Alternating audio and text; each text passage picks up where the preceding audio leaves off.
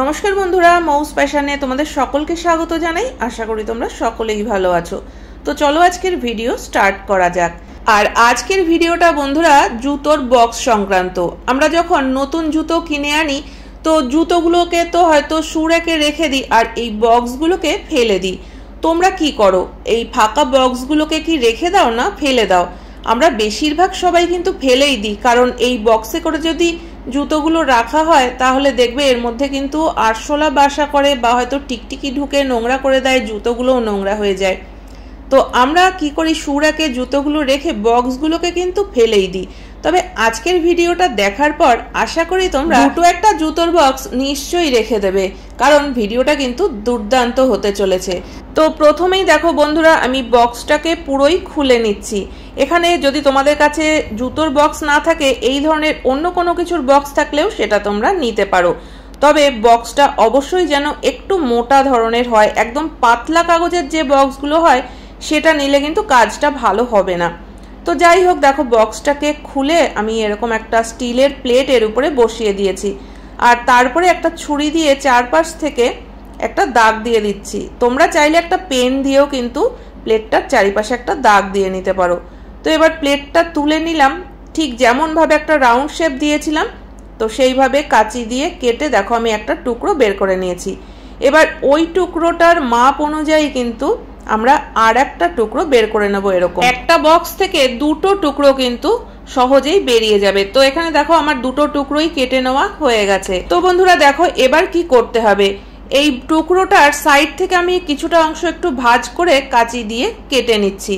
তো এই টুকরোটাকে যেভাবে আমি কেটে নিয়েছি একই মাপ করে কিন্তু আর একটা টুকরোরও সাইড থেকে কিছুটা অংশ কেটে বাদ দিয়ে দেব। কেটে নেওয়ার পর এবার দেখো জিনিসটা কিন্তু দেখতে ঠিক এরকম হবে। আর এখন আমাদের প্রয়োজন একটা ফেব্রিক ব্যাগ।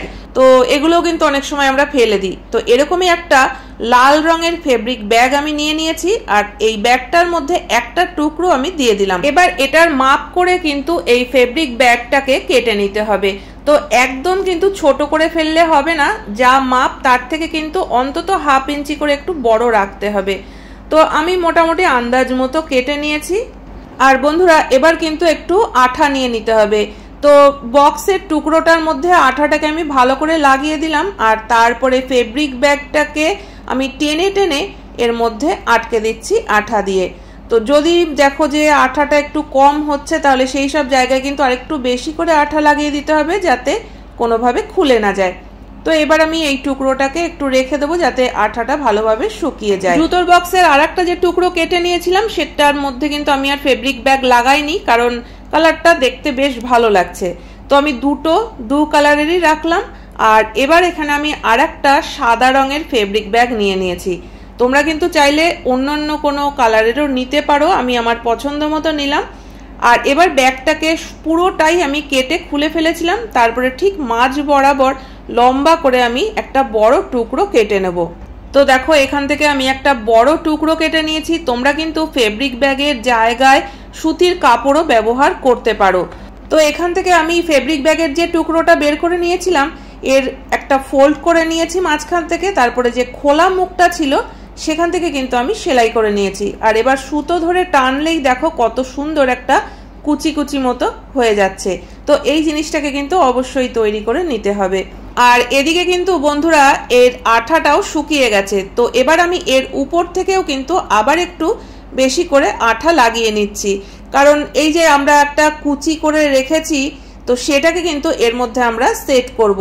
তো দেখো এইভাবে করে কিন্তু চেপে চেপে সেট করে দিতে হবে। আমি এখানে আঠা দিয়ে করছি, যদি তোমরা চাও এটা কিন্তু সেলাইও করে নিতে পারো। সুতো দিয়ে সেলাই করে নিতে কিন্তু এমন কিছু কোনো কষ্ট হবে না, তো জিনিসটা আরও বেশি শক্তপোক্ত হবে। তো এইভাবে করে লাগানোর পরেও কিন্তু আবার বেশ কিছুক্ষণ রেখে দেব, যাতে আবার আঠাটা ভালো করে শুকিয়ে যায়। আর এদিকে একটা যদি তোমাদের কাছে লাঠি থাকে তোমরা লাঠি নিতে পারো। আমার কাছে সেরকম লাঠি এই মুহূর্তে নেই, তো আমি একটা চ্যানেল ফাইলের থেকে চ্যানেল খুলে নিয়েছি।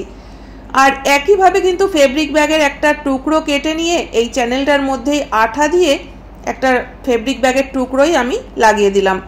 তো এতক্ষণে হয়তো বন্ধুরা তোমরা বুঝতে পেরেছো যে এটা কি তৈরি হচ্ছে। এটা কিন্তু একদম ঘরের ফেলে দেওয়া জিনিস দিয়ে আমরা ঘরে বসেই একটা হাত পাখা তৈরি করে নিতে পারবো। পাখার যে ধরার ডাটটা সেটাও তৈরি করা হয়ে গেছে। এবার এটাকে সেট করার জন্য দেখো আমি আর একটা কাপড়ের টুকরো নিয়ে নিয়েছি, তার মধ্যে কিন্তু আমি এই ধরার যে লাঠিটা সেটাকে রেখেছি। আর এবার এই টুকরোটার মধ্যেও কিন্তু ভালোভাবে আঠাটা দিয়ে দিতে হবে, কারণ এই যে ধরার লাঠিটা এটাকে কিন্তু আমরা কোনোভাবে এর মধ্যে সেট করতে পারবো না যদি আমরা এই পদ্ধতিতে না লাগাই। তো এবার দেখো ভিতরে আবার বেশ কিছুটা আঠা দিয়ে দিচ্ছি, তার সঙ্গে কিন্তু এই কাপড়টাকে ভালো করে আটকে দেব। এতে করে কিন্তু ধরার যে লাঠিটা সেটা সুন্দরভাবে সেট হয়ে যাবে। তো এইভাবে করে আমি কাপড়টাকেও সেট করে দিলাম।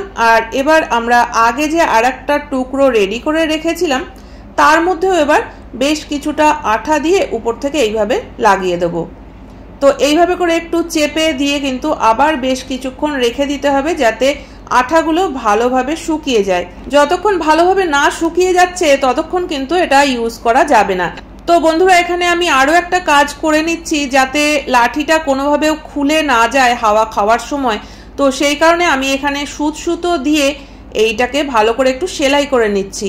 এখানে যে আমরা বক্সটা কেটে দুটো টুকরো করেছি তার সঙ্গে ভিতরে যে কাপড়টা দেওয়া রয়েছে এই তিনটে জিনিসকেই কিন্তু একসঙ্গে ধরে একটু ভালো করে টেনে টেনে সেলাই করে দিচ্ছি। এতে করে কি হবে, এই যে আমরা লাঠিটাকে সেট করেছি এটা কিন্তু খুলে যাবে না।